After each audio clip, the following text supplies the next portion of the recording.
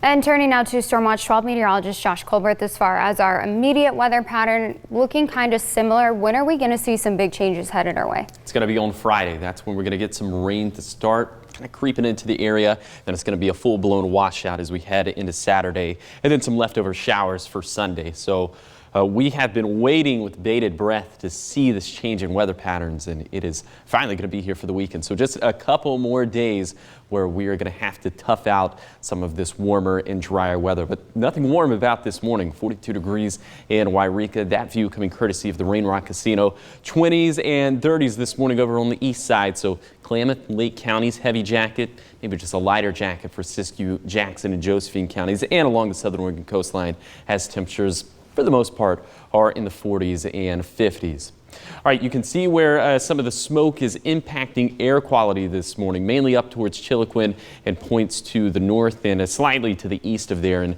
some portions of Lake County as well. Of course, the worst air quality is in the immediate vicinity of the Cedar Creek fires. We're seeing some very unhealthy air quality there, but elsewhere, no huge reductions in air quality, and so maybe we can have a little bit of haze today within the Rogue Valley, but I think it's going to be mostly sunny and clear skies. Could have some passing higher level clouds, but don't bank on that covering up the sunshine too much.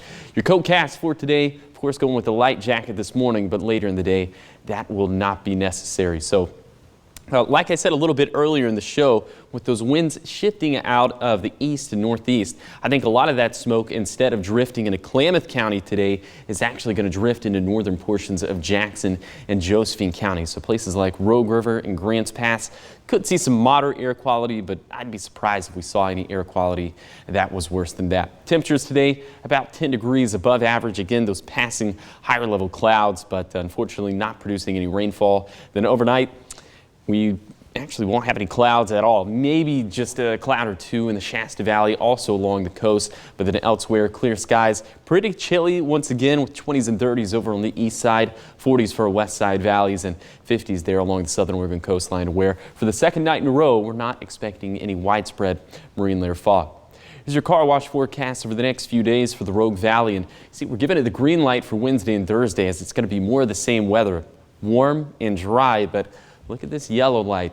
That is representative of some rain that could start creeping into the Rogue Valley. That's just a little preface for what we have on Saturday and then moving forward into next week. So finally, we're going to start to get into an unsettled and fall-like pattern. Here's your 7-day forecast for the coast. You can see we'll have a few more days of being dry. Wednesday is going to be very pleasant. Lots of sunshine, temperatures getting up near 70 degrees. And then we are going to do a complete 180 as we head into the weekend. Showers are looking like they'll be the most likely on Saturday. And so we'll also track that wetter and cooler pattern into the weekend. And I don't want to just sweep the temperatures under the rug here, because that's a big story as well. Look at this turnaround from Thursday to Saturday. A cool down by about 30 degrees for Siskiyou County. So we are getting hit in the face with fall. And then for the basin, maybe even a little taste of winter. Snow levels are going to be all the way down to around 4,500 feet Saturday night going into Sunday morning. So we could potentially see some snow, maybe even some accumulating snow for some of these passes again Saturday night going into Sunday morning. So stay tuned for that. There are definitely more details to work out for this forecast. And then for the Rogue Valley, a few more days of summer before we finally slip into that fall-like pattern over the weekend. And this is definitely the change that we've kind of been waiting for, but I think that now that it's here, it's kind of going to hit us in the face. I mean, a significant cool down, definitely more dangerous weather than what we've been seeing. So how do people prepare for this kind of cool down later this week? I think if you're planning to travel in some of those higher mountain passes, definitely be very weather aware over the weekend. But if you're going to be in the lower elevations within the valley, just soak it all in. We're going to have good air quality. Of course, the rain's definitely going to help out with containment efforts of the Cedar Creek fire, and it's just going to feel a lot better outside than what it has been. A lot more seasonal. Yes. Okay. Thank you, Josh. Of course.